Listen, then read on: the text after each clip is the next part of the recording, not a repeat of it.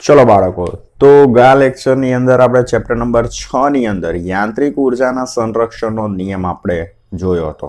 હવે એ જ ટોપિકની અંદર આપણે આગળ વધીશું. બરાબર. હવે યાંત્રિક ઉર્જાના સંરક્ષણનો નિયમ શું હતો કે ગતિ ઉર્જામાં થતો ફેરફાર અને સ્થિતિ ઉર્જામાં થતો ફેરફાર કેવો હોય તો કે અચળ. અચળ એટલે કે શું હોય તો કે 0.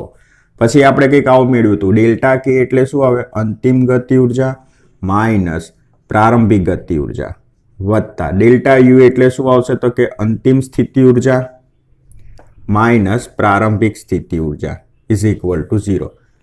પ્રારંભિક ગતિ ઉર્જા પ્રારંભિક સ્થિતિ ઉર્જા સામે લઈ જઈએ તો K F plus UF is equal to K I વત્તા યુઆઈ થાય. બરાબર. અંતિમ ગતિ ઉર્જા વત્તા અંતિમ સ્થિતિ ઉર્જા બરાબર પ્રારંભિક ગતિ ઉર્જા વત્તા પ્રારંભિક સ્થિતિ ઉર્જા. તો બંને કેવા હોય, સરખા હોય. એટલે કે પ્રારંભિક યાંત્રિક ઉર્જા, અંતિમ યાંત્રિક ઉર્જા, પ્રારંભિક યાંત્રિક ઉર્જા બંને કેવા હોય, સરખા હોય. તો છેલ્લે આપણે કંઈક આવું કંઈક જોયું હતું. હવે આપણે આગળ વધીએ આ જ ટોપિકની અંદર. તો પેલા એક આકૃતિ સમજો. માની લો કે આ શું છે, પૃથ્વીની સપાટી છે. પૃથ્વીની સપાટીથી કેપિટલ એચ ઊંચાઈએ કોઈ પદાર્થ છે. આ કેપિટલ એચ ઊંચાઈ, કેપિટલ એચ ઊંચાઈએ કોઈ પદાર્થ છે. હવે આ કેપિટલ એચ છે ને શું છે, મહત્તમ ઊંચાઈ છે. મહત્તમ ઊંચાઈ. હવે આપણને ખબર છે કે જ્યારે પણ કોઈ પદાર્થ મહત્તમ ઊંચાઈએ હોય ત્યારે એનો વેગ કેવો હોય તો 0 હોય. તો આપણે અહીંયા શું લખીશું, v બરાબર 0. બરાબર છે. હવે આ જ પદાર્થ શું કરે છે, નીચે આવે છે. તમે આને મૂકી દેશો તો પદાર્થ ક્યાં આવશે, પૃથ્વીની સપાટી તરફ. તો હું આ દિશામાં એની ગતિ બતાવી દઈશ. હવે જ્યારે આ પદાર્થ પૃથ્વીની સપાટીથી h ઊંચાઈએ, પણ કેવી h તો કે સ્મોલ h ઊંચાઈએ, જ્યારે પદાર્થ નીચે આવશે અને પૃથ્વીની સપાટીથી સ્મોલ h ઊંચાઈએ હશે ત્યારે એનો વેગ માની લે કે કેટલું છે, v બરાબર vh છે. અને હવે જ્યારે આ જ પદાર્થ જમીન પર આવશે, આ જ પદાર્થ જમીન પર આવશે ત્યારે એની ઊંચાઈ કેટલી થઈ જશે, 0. બરાબર છે. તો અંતિમ વેગ કેટલો આવશે, v બરાબર vf આવશે. પહેલા પદાર્થ ક્યાં હતો, મહત્તમ ઊંચાઈએ, ત્યારે વેગ 0 હતો. પછી એ જ પદાર્થ નીચે આવે છે અને ક્યાં પહોંચે છે તો કે જમીનથી h ઊંચાઈએ, સ્મોલ h ઊંચાઈએ, ત્યારે એનો વેગ કેટલો છે, vh. હવે જ્યારે આ જ પદાર્થ જમીન પર આવશે ત્યારે એનો અંતિમ વેગ કેટલો હશે, vf. હવે આપણી જોડે અહીંયા 3 પરિસ્થિતિ છે. ત્રણેય પરિસ્થિતિ માટે આપણે શું કરીશું, યાંત્રિક ઉર્જાનું ઇક્વેશન લખીશું. તો સૌથી પહેલા જ્યારે પદાર્થ મહત્તમ ઊંચાઈએ હોય ત્યારે, બરાબર, મહત્તમ ઊંચાઈએ હોય ત્યારે, તો મહત્તમ ઊંચાઈએ વેગ કેટલો હશે, v બરાબર 0. તો અહીંયા યાંત્રિક ઉર્જાનું ઇક્વેશન હું શું લખીશ, E0 બરાબર k પ્લસ u.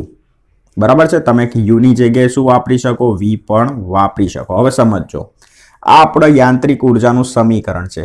હવે તમે વિચારો કે પૃથ્વીથી એટલે કે જમીનથી કેટલી ઊંચાઈએ છે પદાર્થ, તો કે કેપિટલ h ઊંચાઈએ છે. હવે કેપિટલ h ઊંચાઈએ વેગ કેટલો છે, 0. હવે સમજો, ગતિ ઉર્જાનું ઇક્વેશન શું, 1/2 mv². સ્થિતિ ઉર્જાનું ઇક્વેશન શું આવે, mg capital h. Basic equation શું આવે, mgh. પણ અહીંયા ઊંચાઈ કેપિટલ h છે એટલે આપણે શું લખીશું, mg કેપિટલ h.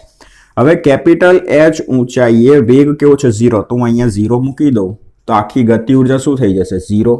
તો E0 બરાબર શું વધશે, ખાલી mgh. આનો મતલબ શું થયો, થોડું ભેજું દોડાવશો તો તમને ખ્યાલ આવશે કે જ્યારે પણ કોઈ પદાર્થ મહત્તમ ઊંચાઈએ હોય, જ્યારે પણ કોઈ પદાર્થ જમીનથી મહત્તમ ઊંચાઈએ હોય ત્યારે ફક્ત એનામાં કઈ ઉર્જા હશે તો કે સ્થિતિ ઉર્જા જ હશે, ગતિ ઉર્જા નહીં હોય.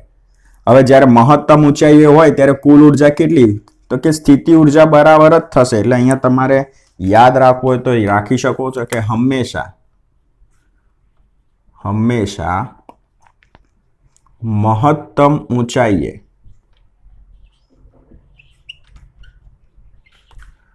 પદાર્થની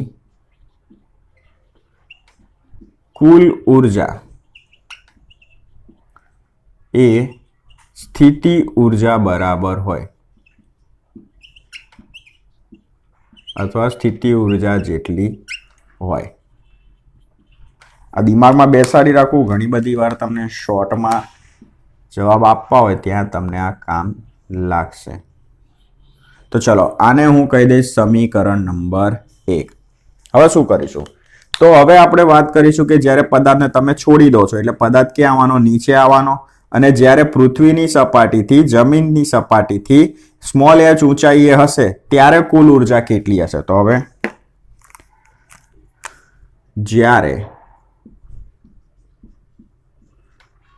પદાર્થને મુક્ત કરતા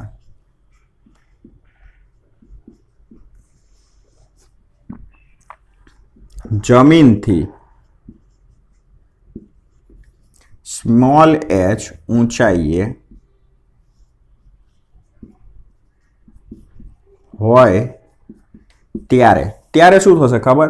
થોડા પ્રમાણમાં એની જે સ્થિતિ ઉર્જા છે શેમાં રૂપાંતર પામી હશે? ગતિ ઉર્જામાં રૂપાંતર પામી હશે. જ્યારે કેપિટલ H ઊંચાઈએ પદાર્થ હોય છે ને ત્યારે સંપૂર્ણપણે એનામાં કઈ ઉર્જા હોય છે? સ્થિતિ ઉર્જા જ હોય છે.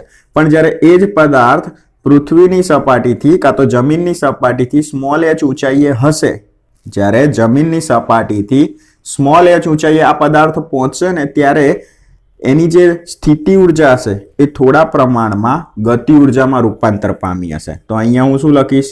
E બરાબર small h is equal two k plus v. બરાબર છે? એટલે થોડા પ્રમાણમાં શું રૂપાંતર પામી હશે? સ્થિતિ ઉર્જા ગતિ ઉર્જામાં રૂપાંતર પામી થશે.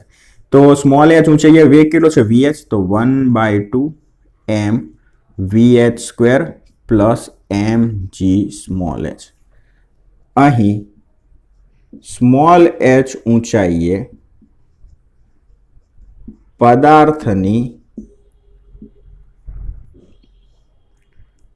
થોડા પ્રમાણમાં સ્થિતિ ઉર્જા એ ગતિ ઉર્જામાં રૂપાંતર પામી હશે. બરાબર? કોન્સેપ્ટ ક્લિયર કરજો કે જ્યારે તમારો પદાર્થ કેપિટલ H ઊંચાઈ હોય ત્યારે વેગ 0. વેગ 0 તો ગતિ ઉર્જા 0. ગતિ ઉર્જા 0 તો ખાલી શું વધશે? સ્થિતિ ઉર્જા જ વધશે. પછી એ જ પદાર્થ જ્યારે સ્મોલ h ઊંચાઈએ આવશે ત્યારે એનો વેગ કેટલો છે? vh. એટલે જે સ્થિતિ ઉર્જા હતી mgh એમાંથી થોડા પ્રમાણમાં ઉર્જા શેમાં રૂપાંતર પામશે? તો કે ગતિ ઉર્જામાં. એટલે તમારું જે ઇક્વેશન છે E small h is equal two 1/2 mvh square plus mgh. આને હું કહી દઈશ સમીકરણ નંબર 2. બરાબર છે? ચલો હવે ત્રીજા કિસ્સાની વાત કરીએ. હવે આ પદાર્થ ક્યાં જાય છે? જમીન પર આવે છે ત્યારે એનો અંતિમ વેગ કેટલો છે? vf છે. હવે સીધી વાત છે, જ્યારે પણ કોઈ પદાર્થ જમીન પર હોય તો એની ઊંચાઈ શું હોય? 0 હોય. તો જુઓ હવે પદાર્થ જમીન પર આવે ત્યારે તેની ઊંચાઈ h ઇઝ ઇક્વલ ટુ 0 તથા વેગ v બરાબર vf થાય છે. બરાબર? તો હવે આપણે શું લખીશું અહીંયા? ef is equal two 1/2 m vf square plus mgh. પણ ઊંચાઈ તો કેવી હશે? જમીન પર હશે ત્યારે 0.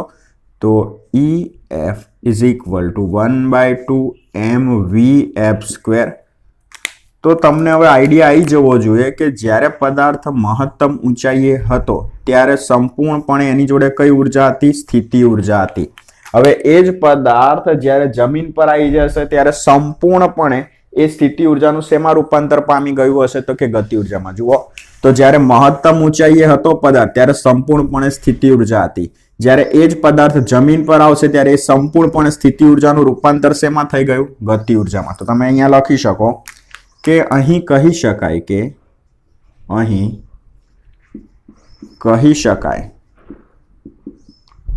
કે જ્યારે પદાર્થ જમીન પર પહોંચશે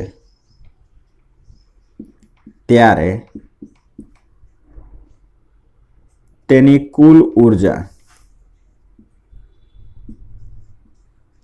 સંપૂર્ણપણે ગતિ ઉર્જામાં રૂપાંતર પામશે. ખ્યાલ આવ્યો?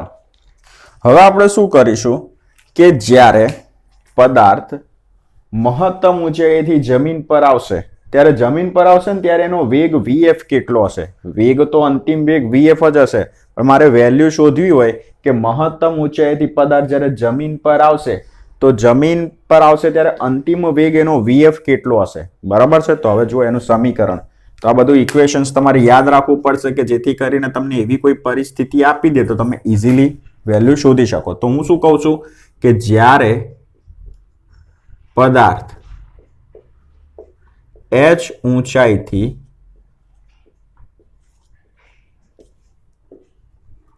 જમીન પર આવશે ત્યારે અંતિમ વેગ vf હોય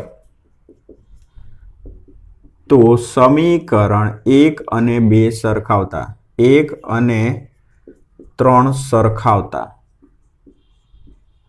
તો જુઓ સમીકરણ નંબર 1 શું છે તો કે mg કેપિટલ H અને સમીકરણ નંબર 3 છે 1/2 mvf સ્ક્વેર.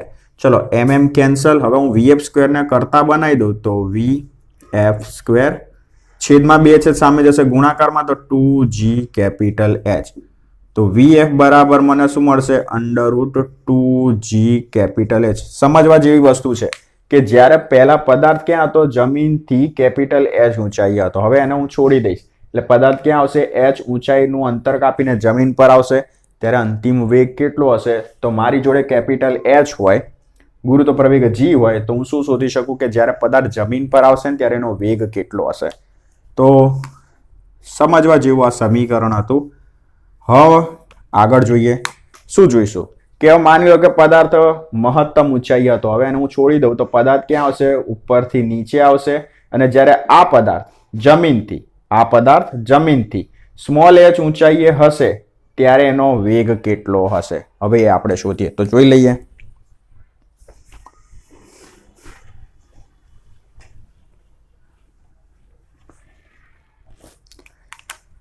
તો જ્યારે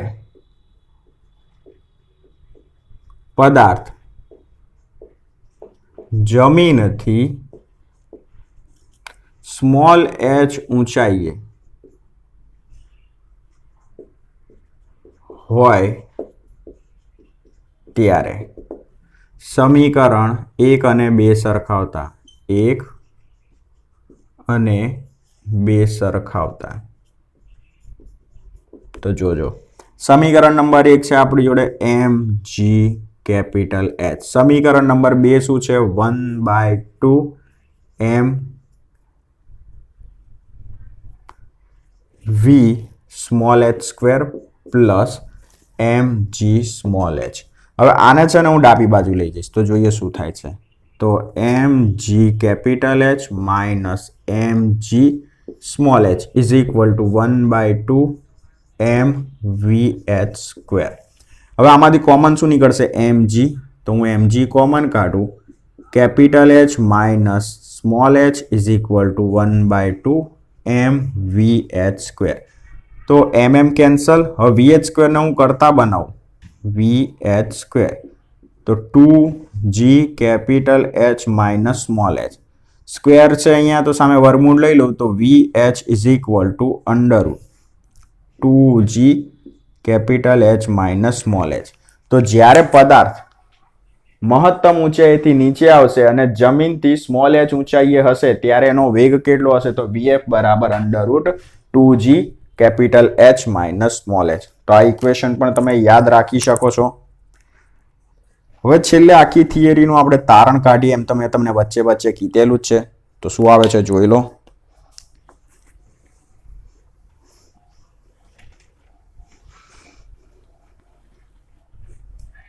તો સમજો, જ્યારે પદાર્થ કેટલી ઊંચાઈએ હતો? મહત્તમ ઊંચાઈએ હતો. બરાબર. જ્યારે પદાર્થ કેપિટલ H ઊંચાઈએ હતો ત્યારે એનામાં કઈ ઉર્જા હતી? સંપૂર્ણપણે સ્થિતિ ઉર્જા હતી. સંપૂર્ણપણે સ્થિતિ ઉર્જા હશે એનામાં. પછી એ જ પદાર્થને હું પડતો મૂકીશ, ક્યાં પહોંચશે? તો કે જમીનથી સ્મોલ h ઊંચાઈએ. તો પદાર્થ સ્મોલ h ઊંચાઈએ હોય ત્યારે થોડા પ્રમાણમાં એની જે સ્થિતિ ઉર્જા હતી તેમાં રૂપાંતર પામશે ગતિ ઉર્જામાં.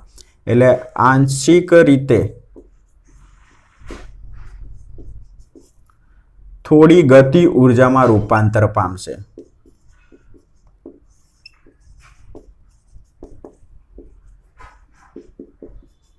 બરાબર. આનો મતલબ શું કે જેટલી પણ સ્થિતિ ઉર્જા હતી એમાંથી અમુક જે સ્થિતિ ઉર્જા છે એ સ્મોલ h ઊંચાઈએ શેમાં રૂપાંતર પામશે? ગતિ ઉર્જા. અને પછી જ્યારે પદાર્થ જમીન પર આવશે તો જમીન પર ત્યારે સંપૂર્ણપણે સ્થિતિ ઉર્જાનું શેમાં રૂપાંતર થઈ ગયું હશે? ગતિ ઉર્જામાં. જુઓ છેલ્લી ઉર્જા ખાલી ગતિ ઉર્જા જ છે. તો સંપૂર્ણપણે ગતિ ઉર્જામાં રૂપાંતર.